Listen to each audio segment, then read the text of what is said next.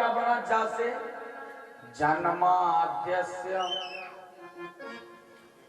जन्म शब्द से भागवत प्रारंभ होती है। भैया भगवान तो जन्म लेते नहीं, हाँ भगवान तो जन्म लेते ही नहीं है, नहीं लेते ना, लेते हैं? जन्म काहे को लेंगे भगवान? जब भगवान ही वेद में लिखते हैं, वेद भगवान कहते हैं कि गर्भवास समम दुखम न भूतम न भविष्यति। गर्भ के जैसा दुख जगत में कहीं नहीं है, तो काहे को भगवान गर्भ में जाएंगे? अर्थात भगवान जन्म नहीं लेते। सही है, भगवान जन्म नहीं लेते। आद्यस्य जन्मः, जो अजन्मा है, अनादिकाल से जिसका जन्म हुआ, कोई जानते नहीं कि भगवान का जन्म कब हुआ। कोई एग्जैक्ट डेट ऑफ बर्थ भगवान की नहीं दे सकता है। अजन्मा है वो, अजन्मा है। फिर भी यदि वो अजन्मा है तो कौशल्या जी के यहाँ, यशोदा जी के यहाँ कौन जन्म लिया? तो भगवान जन्म नहीं लेते, क्या लेते करते होते हैं? अवतार लेते हैं। आजकल तो हम लोगों के जन्मदिन पे लोग कहेंगे, आजकल आदमी लिखवाने लगे अवतरण दिवस की शुभकामनाएं। अवतार लोगे, अभी आए हो फिर कहोगे अवतरण दिवस? हाँ, जिस दिन चले गए उसी दिन तुम्हारा सब दिवस खत्म। लेकिन परमात्मा का आज तक परमानेंट जन्मोत्सव मनाया जाता है। हाँ, कभी पुण्यतिथि मनाते हैं क्या? हाँ, जन्मोत्सव मनाई जाती है भगवान का। ऐसा तो नहीं कि पुण्यतिथि वार्षिक उत्सव भी मनाते हैं, नहीं ना, नहीं मनाते। याद रखिए कि भगवान अजन्मा है, लेकिन भक्तों के कार्य को पूरा करने के लिए, भक्तों की इच्छा को पूर्ण करने के लिए, मनोरथ को पूर्ण करने के लिए वो भगवान आज भी जन्म लेता है। कैसे?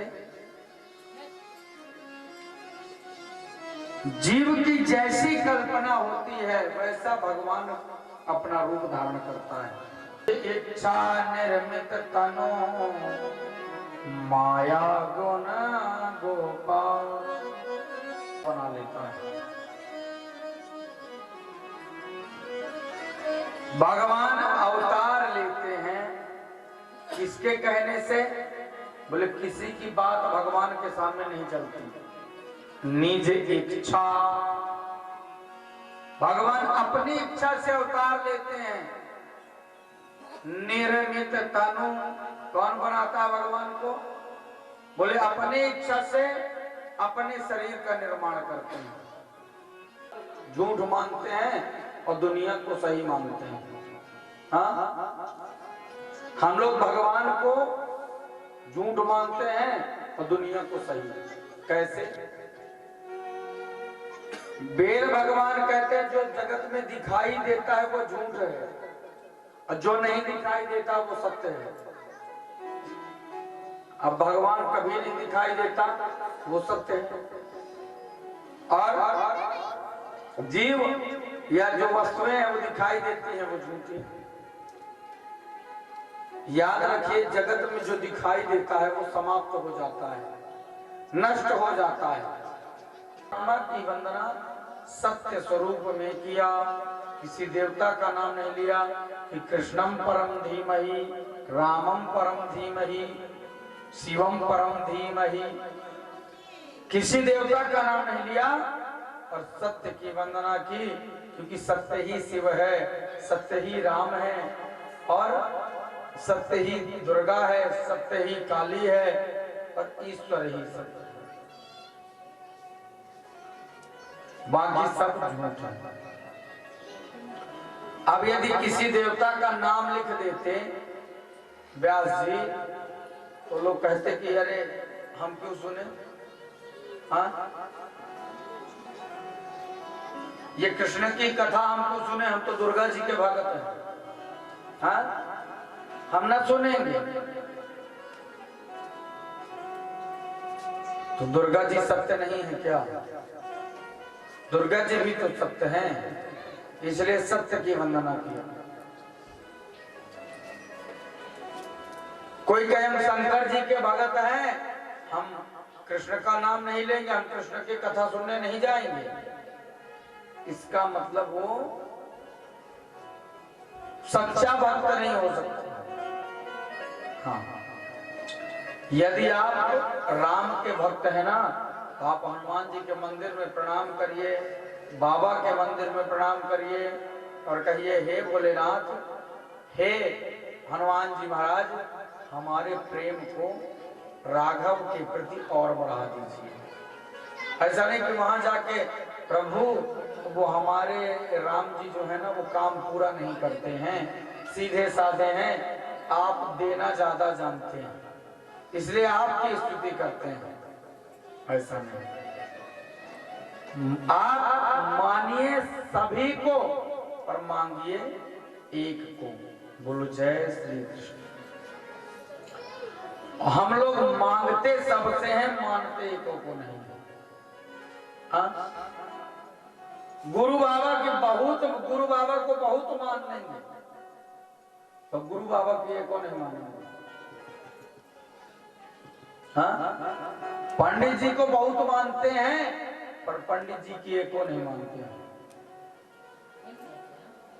सच्चा भक्त वो है जो सेवक भाव में रहे, सेवक सोई जो करे सेवकाई।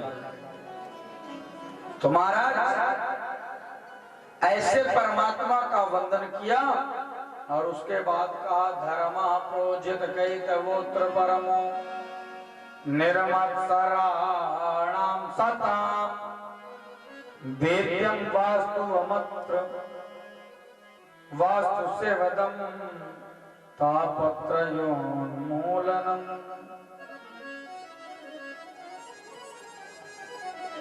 कहा कि धर्म प्रोजित कई तवोत्र परम, जीव का परम धर्म क्या है?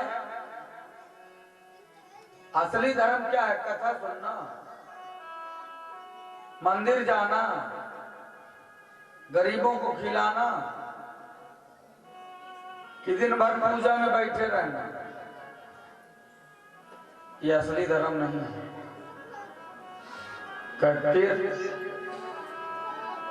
धर्मान दूसर सत्य समाना, धर्म न दूसर सत्य समाना। सत्य से बढ़ के कोई धर्म नहीं हो सकता और असत्य से बड़ा कोई पाप नहीं। सुन रहे हैं? नहीं असत्य सम पातक पुंजा। सत्य से बड़ा कोई धर्म नहीं है, पुण्य नहीं है, और झूठ से बड़ा कोई पाप नहीं है। हाँ महाराज ये तो गलत बात बताई थी। दिन भर तो झूठे बोलते हैं, सत्य तो कभी कभी बोलते हैं। हाँ? इसलिए सत्य की वंदना धर्म के रूप में किया। यदि आप सत्यनिष्ठ हैं तो आप धर्मावलंबी हैं। तो दिन भर झूठे बोलते हैं, दिन भर कसम खाते हैं, इसका मतलब आप एक नंबर के बहरूपिया हैं। ठीक है ना? स्वार्थी हैं। तुम्हारा तापत्रयोन्मूलनम, बोले तीनों तापों को नष्ट करने का जो मूल है वो श्रीमद् भागवते भागवत ही ऐसा ही है जो त्रिविध ताप को निवारण करती है। तो महाराज ये भागवत क्या है? बोले निगम कल्पतरोर गलितम फलम। बोले निगम रूपी वेद, निगम माने वेद। अच्छा पका फल है तो क्या गारंटी है कि पका है? हो सकता है पकाया गया। पकना और पकाना अलग अलग है। आजकल पका फल नहीं मिलता, आजकल पकाया फल मिलता है। हाँ क्या डाल के वो केमिकल कुछ डालते हैं ना, डाल करके केमिकल पका के दे देते हैं। पूछेंगे कब चाहिए? भैया 2 दिन बाद बढ़िया पका फल चाहिए। वो पहले से ही डाल करके रख देगा, 2 दिन बाद बढ़िया पका मिलेगा। और जितने दिन चाहे उतने दिन वो कच्चा रहेगा। लेकिन ये वेद रूपी वृक्ष का फल जो है, कहते हैं कि ये अगर पका हुआ है तो अपने से गिरना चाहिए। पका और पकाया का अंतर होता है। जो पक जाता है वो स्वयं गिरता है, और जो तोड़ करके उसको रखा जाता है वो पकाया जाता है। जो सतह टूट करके गिरे वो पका है, और जो पकाया जाए, तोड़ करके रखा जाए, वो पकाया है। ऐसे ही तो होता है ना। हमारा कोई फल का व्यापार नहीं है, ऐसा मत समझिए। कोई फल की दुकान नहीं है, हम तो कथा सुना रहे हैं। हाँ?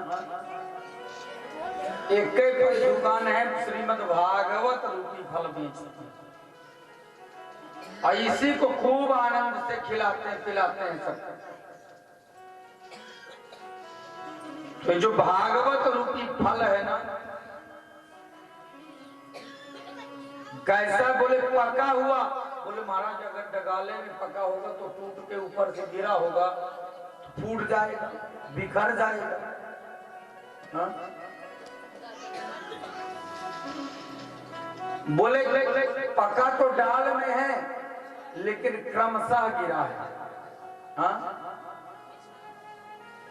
क्रमशः शाखा पर शाखा धरातल पर आया है, इसलिए फूटा नहीं है। डायरेक्ट ऊपर छत से फेंक दो कोई चीज, फूट जाएगी। पर किसी के हाथ से दे दो, फिर वो किसी के हाथ में दे दे, वो किसी के हाथ में नीचे आ जाएगी, फूटेगा भी नहीं। भागवत भी ऐसे शाखा पर शाखा आई है। कैसे? सबसे पहले भागवत रूपी जो फल है, नारायण की शाखा से टपका तो व्यास शाखा पर, नारद शाखा पर अटका। भगवान नारायण ने नारद जी को दिया, और नारद जी ने व्यास जी को दिया, और व्यास जी ने सुखदेव जी को दिया, और सुखदेव जी ने परीक्षित जी को दिया, और सूत इत्यादि को प्रदान किया गया। ठीक है? सूत इत्यादि को प्रदान किया गया, मतलब ऊपर से डायरेक्ट नीचे नहीं गिरा, शाखा पर शाखा एक आराम आराम से सीढ़ी बाई सीढ़ी नीचे आई। मतलब कोई डायरेक्ट छत से नीचे आएगा तो फूट जाएगा, और सीढ़ी से आएगा तो आराम से नीचे पहुंच जाएगा। ठीक है ना? समझ रहे हैं कि नहीं? अब प्रैक्टिकल करके मत देखना इसको कि सीढ़ी से उतरने में फूटते हैं कि डायरेक्ट छत से उतरने में फूटते हैं। कोई फल से चेक कर रहे हैं, खुद से चेक मत करना। क्या महाराज बताए थे कि तो फल डायरेक्ट नहीं गिरा इसलिए नहीं फूटा, सीढ़ी पर सीढ़ी आया है इसलिए फूटा नहीं। तो महाराज श्रीमद् भागवत का जो फल है, ये कैसा फल है? निगम कल्प तरोर गलितम फलम,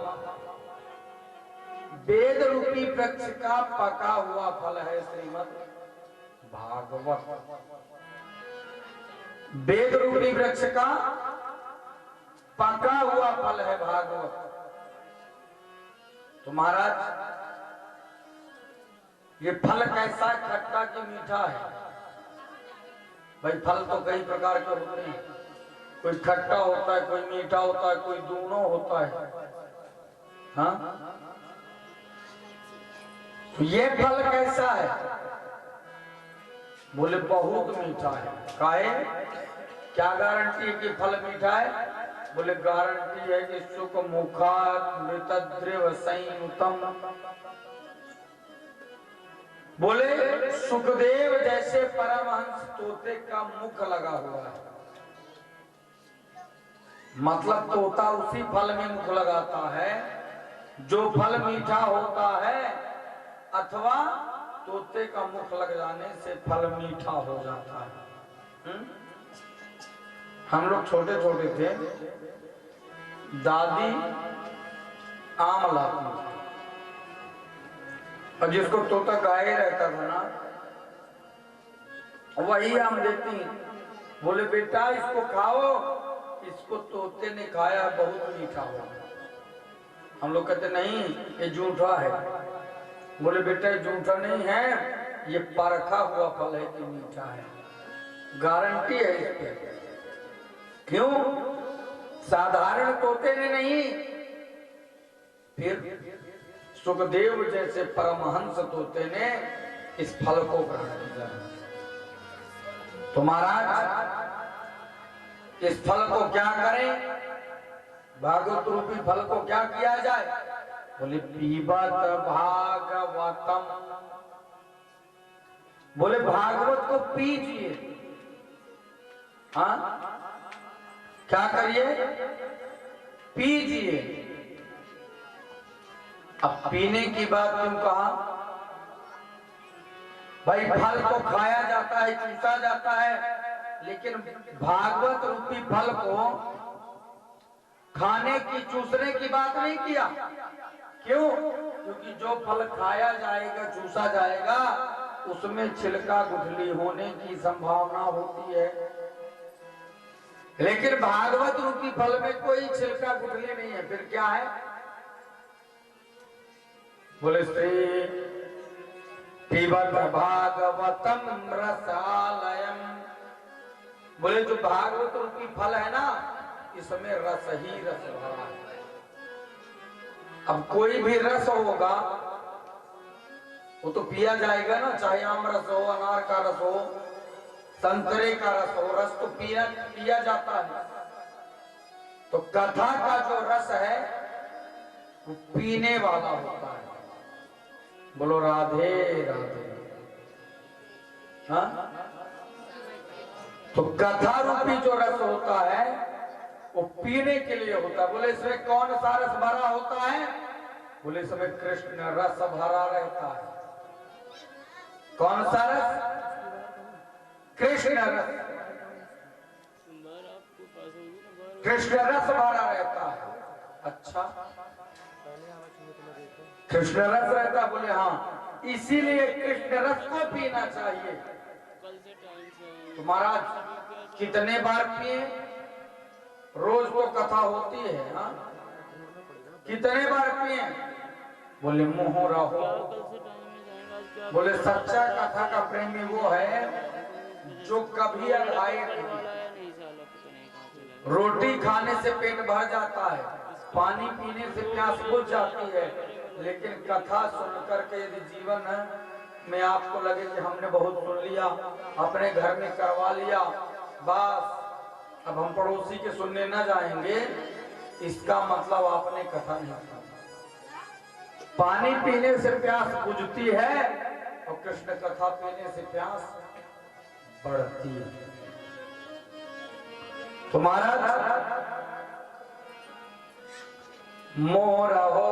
बोले किसको किसको है ये भागवत रूपी फल? बोले रसिका भूमि भावुका।